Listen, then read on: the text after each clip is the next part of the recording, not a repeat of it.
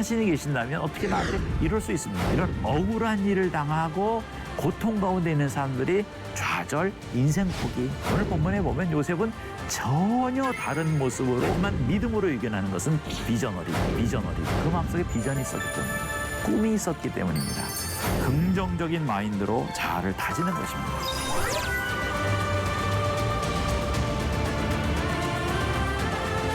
사랑하는 시청자 여러분, 역경과 고난 가운데 계십니까?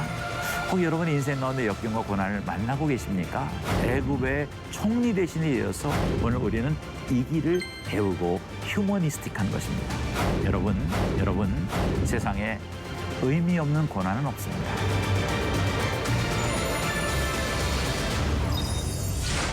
시청자 여러분 안녕하셨습니까? 한 주간도 은혜 가운데 강건하셨을 줄로 믿습니다. 좀 날씨가 많이 풀렸네요. 많이 더워졌습니다. 하지만 오늘도 잘 집중하여 말씀 속으로 저와 함께 들어갔으면 좋겠습니다.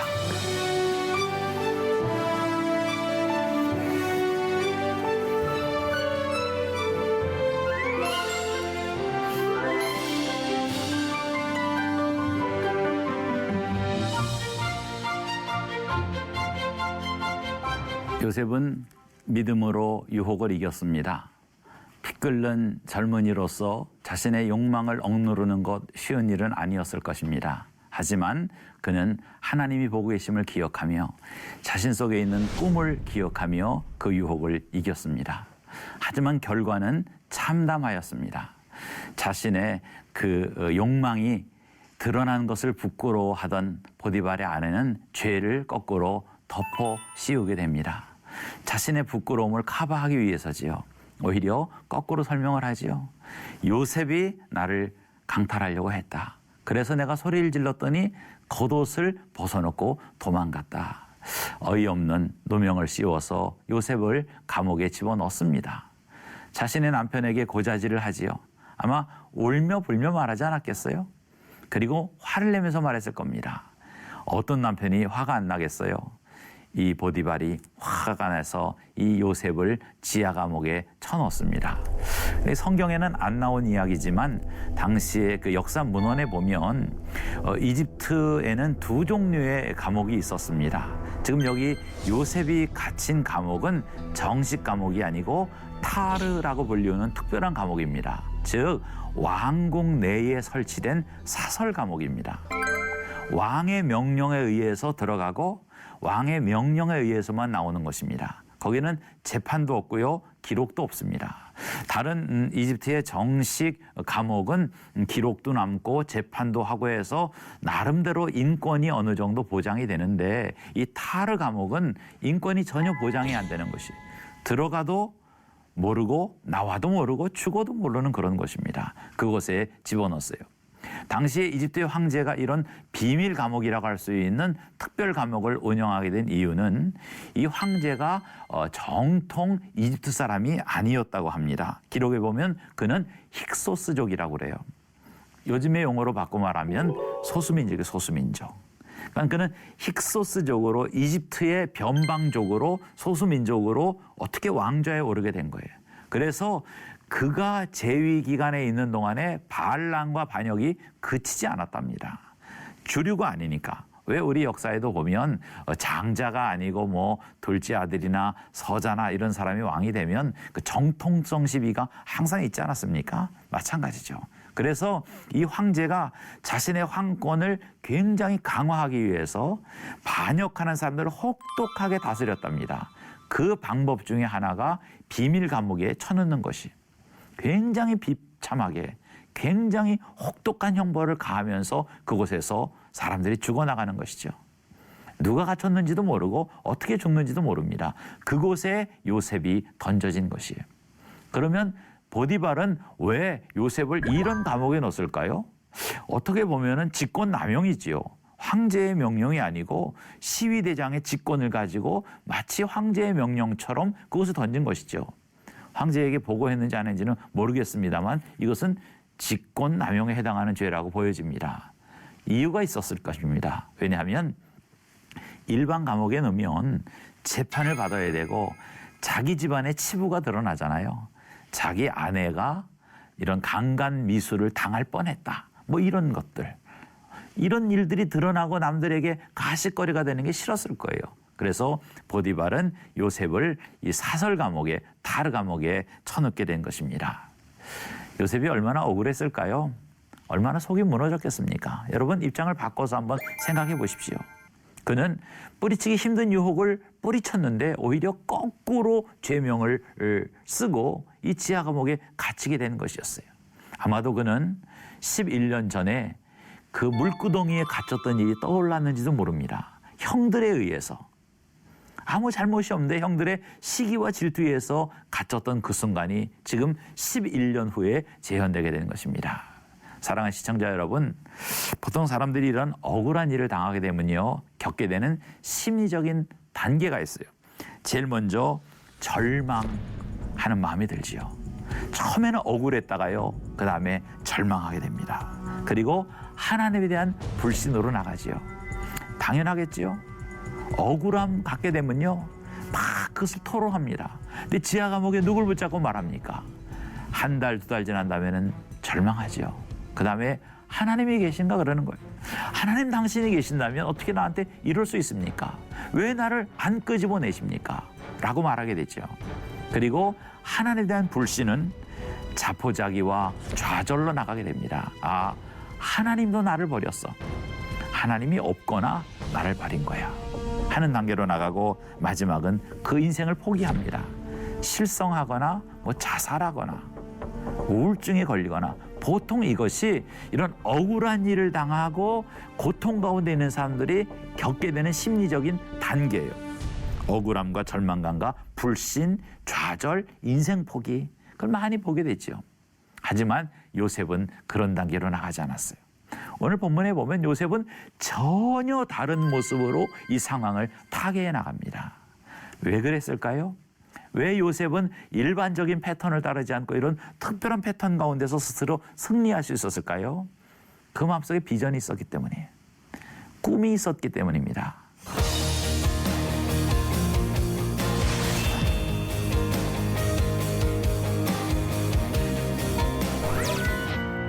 시청자 여러분, 물론 역경과 좌절 속에 있는 사람들이 다 신앙으로만 이기는 것은 아닙니다.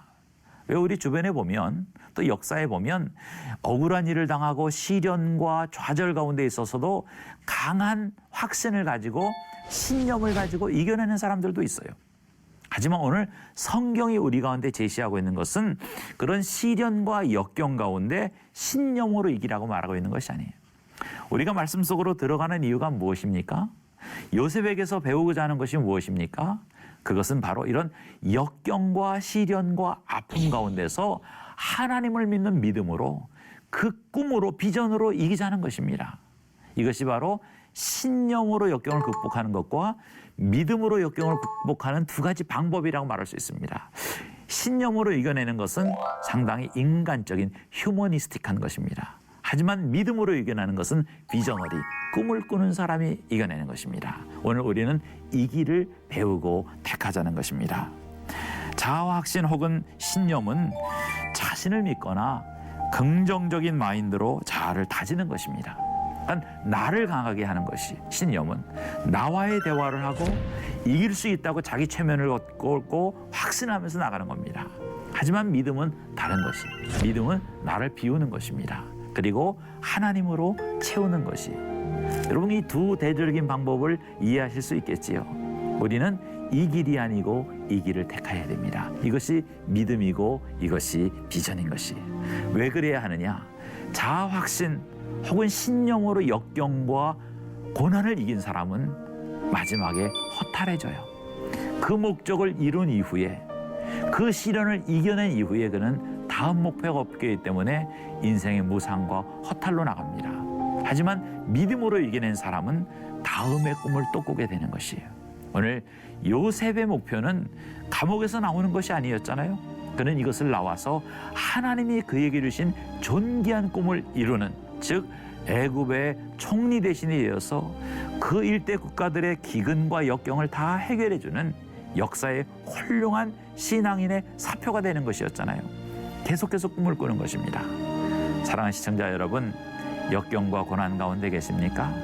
혹 여러분 인생 가운데 역경과 고난을 만나고 계십니까? 자아 확신 혹은 신념으로 나가지 마시고 믿음과 꿈으로 나갈 수 있기를 바랍니다.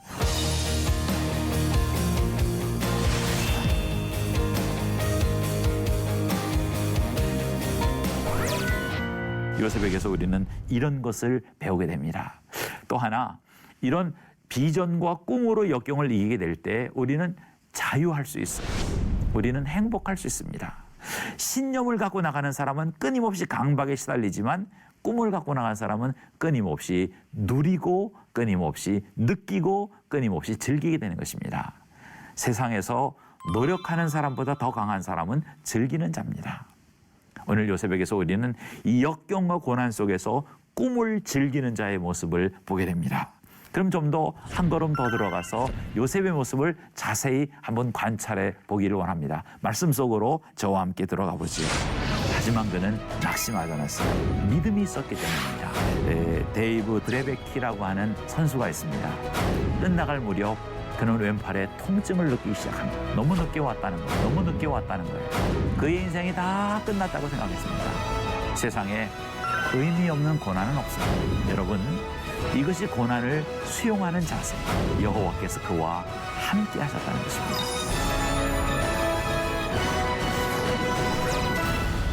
오늘 성경 가운데서 볼 수 있는, 본문 가운데 볼 수 있는 가장 뚜렷한 요셉의 모습은 낙심치 않는다는 것입니다. 시청자 여러분, 어떻게 이 상황 가운데서 낙심하지 않을 수 있을까요?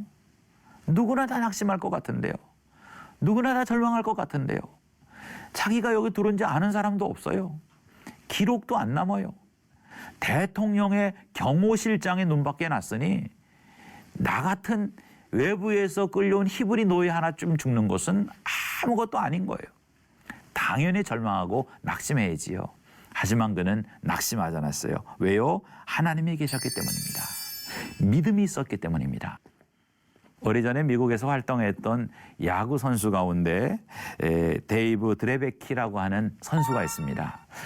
미국의 샌프란시스코 자이언츠의 투수였어요. 좌완 투수, 왼손 투수였습니다. 공을 잘 던지는 선수였습니다. 그래서 그 때문에 그의 팀이 우승을 하기도 했습니다. 그런데 시즌이 끝나갈 무렵 그는 왼팔에 통증을 느끼기 시작합니다. 하지만 시즌 중이었기 때문에 병원에 갈 수 없고 시즌이 끝난 다음에 가서 봤더니 의사가 너무 늦게 왔다는 거예요. 근육암에 걸렸다는 근육암. 이 근육의 암세포가 번져나가는. 그래서 이 왼팔 근육의 절반 정도를 드러냅니다. 투수에게 그 팔의 근육 절반 정도를 떼내면 선생을 할 수 있을까요? 못하지요. 하지만 이 데이브는 재활훈련을 2년간 합니다. 피눈물 흘리면서 재활훈련에서 화려하게 복귀를 하죠. 미국의 야구팬 전체가 열광을 했어요. 그때 그가 수술실로 들어가면서 했던 유명한 말이 있습니다. 여러분에게 한번 제가 읽어드리겠습니다. 데이브 드레베키가 수술실에 수술받기 직전에 그는 이런 말을 합니다. 독실한 신앙인이었던 그는 아무도 인생이 멋진 것이라고 보장해 줄 수 없습니다. 우리 인간은 누구든지 어려운 상황에 부딪히게 될 것입니다. 하지만 그 어려움을 해결한 유일한 방법이 하나 있습니다. 그것은 어려운 환경에서 눈을 돌려 주님께로 옮기는 것입니다. 즉, 인생은 누구나 다 어려움을 겪는데 그 어려움을 바라보지 말고 그 어려움을 보는 눈을 들어서 하나님을 보라는 것이죠. 어려움을 보지 말고 그 뒤에 계시는 하나님을 보라는 것이. 좀 더 쉬운 말로 바꿔 말하면 고난을 보지 말고 고난 뒤에 있는 하나님의 의도를 보라는 거예요. 왜 내게 이런 고난을 주셨을까? 그는 그것을 마음에 새기면서 2년 뒤에 화려하게 복귀하지요. 그리고 그 팀을 우승으로 이끕니다. 다시 미국 전체가 환호했어요. 그런데 시즌이 끝나고 그는 다시 병원으로 실려갑니다. 암이 재발돼서 골수와 관절로 퍼졌다는 것이. 그래서 왼팔을 잘라내는 수술을 하게 됩니다. 좌완 투수에게 왼팔이 잘려져 나가면 그거는 다 끝난 거죠. 하지만 그는 왼팔이 잘라나간 후에도 다시 화려하게 부활해서 오른손 투수가 되어서 다시 유명한 야구 선수가 됩니다. 라고 말하면 얼마나 좋겠어요. 그렇게 되지 않았어요.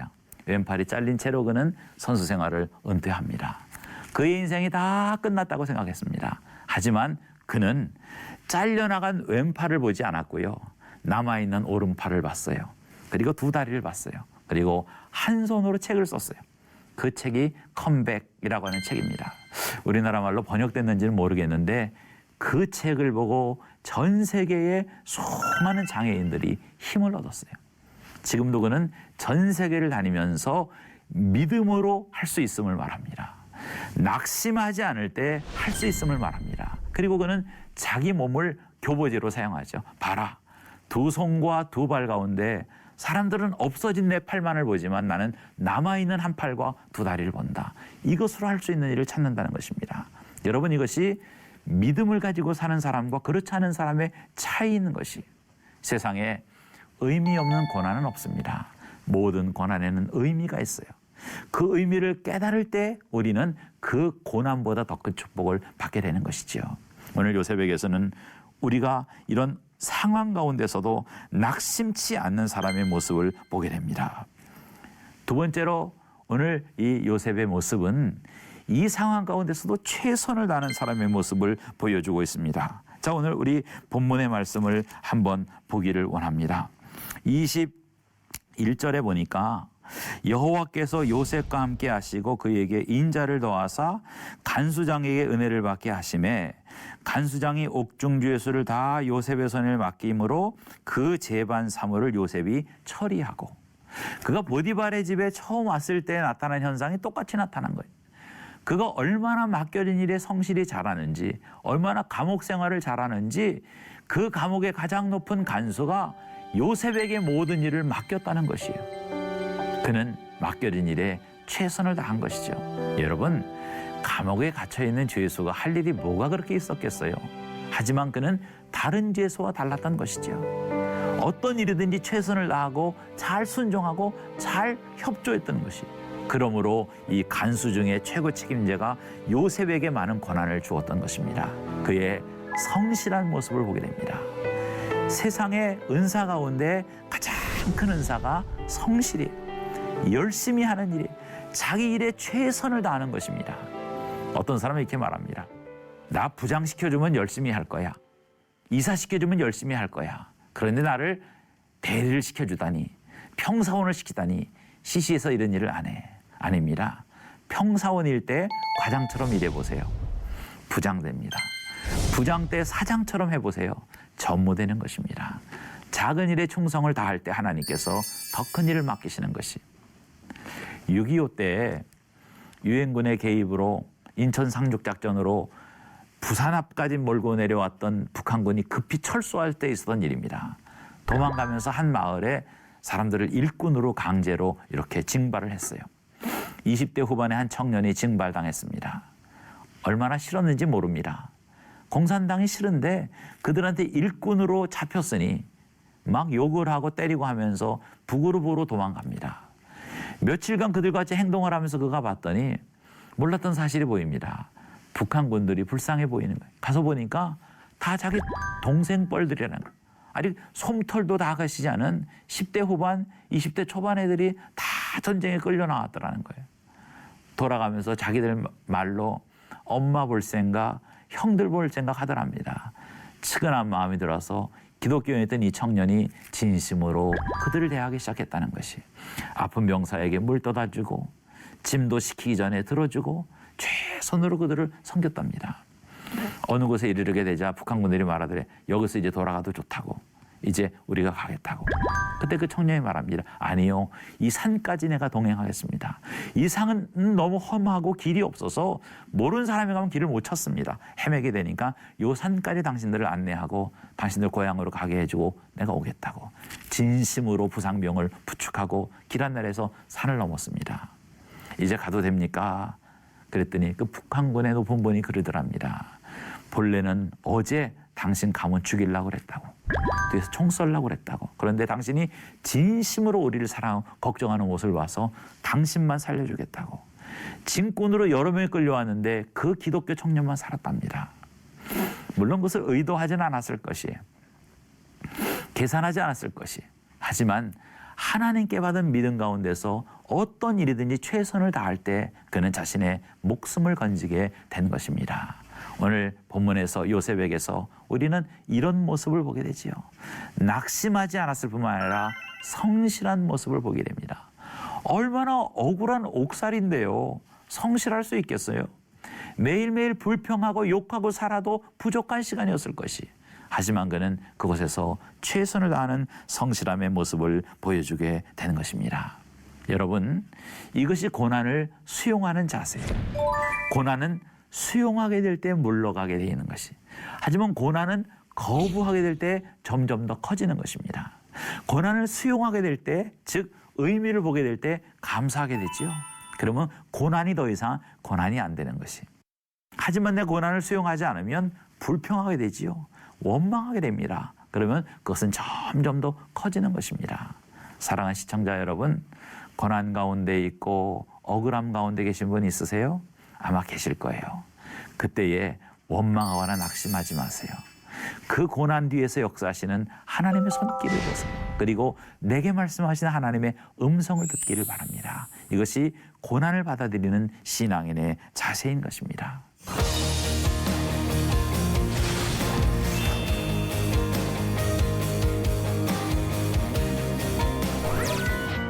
또 하나 요셉의 모습을 보게 됩니다. 첫 번째 그의 모습은 낙심치 않는 거라고 그랬어요. 두 번째 그의 모습은 성실한 것이라고 그랬습니다. 세 번째 그의 모습은 자유하는 승리자의 모습이에요. 자, 오늘 본문을 한번 볼까요? 22절입니다. 간수장이 옥중죄수를 다 요셉의 손에 맡김으로 그 재반 사물을 요셉이 처리하고, 간수장은 그의 손에 맡긴 것을 무엇이든지 살펴보지 아니하였으니 이는 여호와께서 요셉과 함께 하심이라. 여호와께서 그를 범사에 형통하게 하셨더라. 여호와께서 그에게 범사에 형통케 하셨더라. 여러분, 인생의 축복은 무엇을 하느냐에 있지 않습니다. 인생의 축복은 어떻게 하느냐에 달려 있어요. 무엇보다는 어떻게입니다. 그리고 어떻게보다는 누구와입니다. 다시 쉽게 말씀드리면, 본문에 예를 들면 요셉이 옥살이를 했다라는 게 중요한 게 아니에요. 요셉이 옥중 생활을 어떻게 했느냐가 중요한 것입니다. 더 중요한 것은 요셉이 옥중 생활을 누구와 함께 했느냐가 더 중요한 것입니다. 오늘 성경은 누구와 함께 했다고 말합니까? 여호와께서 그와 함께 하셨다는 것입니다. 인생 가운데서 어떤 직업을 갖느냐 크게 중요한 일 아니에요. 어떤 분은 버스 기사의 직업을 갖는 분도 있고, 어떤 분은 교사의 생활을 하는 분도 있고, 어떤 분은 회사나 방송국의 직원일 수도 있어요. 그 직업이 무엇이냐 하는 게 중요한 것이 아니에요. 그 직업을 그는 어떻게 했느냐, 어떤 버스 기사였느냐, 어떤 교사였느냐, 어떤 직원이었느냐 하는 것이 더 중요하고요. 그것보다 더 중요한 것은 그는 버스 운전을 하며 누구와 함께 했는가, 교편 생활하면서 누구와 함께 했는가, 직원으로 하면서 누구와 함께 했느냐 하는 것이 중요하다는 것입니다. 좋은 동료 이전에 우리는 하나님과 함께 하는 것이 중요합니다. 다시 한번 성경을 보세요. 오늘 성경은 여러 번 강조하여 이렇게 말합니다. 21절에 여호와께서 요셉과 함께 하시고 그에게 인자를 더하사, 23절에도 여호와께서 그를 범사에 형통케 하셨더라. 그 음습한 지하 감옥, 왕의 사설 감옥에서 하나님이 함께 하신 것입니다. 사랑하는 시청자 여러분, 여러분 옆에 계시는 하나님을 여러분 지금 느끼시길 바랍니다. 여러분 혹시 병 중에 계십니까? 밤새 잠 못 이루는 고민 중에 있습니까? 그 곁에 같이 손붙잡고 계시는 눈물 흘리시는 주님을 발견할 수 있기를 바랍니다. 하나님이 함께 할 때에 내가 하는 일의 본질이 변합니다. 내가 하는 일의 방법이 변하게 되는 것입니다. 오늘 역경과 고난과 시련이 많은 시대 가운데, 우울함이 많고 마음 아픔이 많은 시대 가운데 하나님이 여러분과 함께 했으면 좋겠습니다. 저도 역경과 고난의 시절을 많이 지내왔어요. 그때마다 많은 사람들이 떠나가지만 하나님이 함께 하심으로 오늘 여기까지 왔습니다. 시청자 여러분, 여러분의 남은 인생도 그런 삶이 됐으면 좋겠습니다. 제가 오늘 강의를 마치면서 여러분께 선물을 하나 드리고 가겠습니다. 이 선물 꼭 받기 바랍니다. 무엇일까요? 하나님의 말씀. 제가 하나님의 말씀을 한번 읽어드림으로 끝날 텐데 이 말씀이 여러분의 삶에 다 적용될 수 있길 바랍니다. 제가 읽으면 여러분들 아멘으로 꼭 한번 대답해 주시기 바랍니다. 여호와께서 요셉과 함께 하시고 그에게 인자를 더하사. 그리고 23절에 이는 여호와께서 요셉과 함께 하심으로 여호와께서 그를 범사에 형통케 하셨더라. 범사에 형통함의 축복이 있기를 바랍니다. 감사합니다. 다음 주에 다시 뵙겠습니다.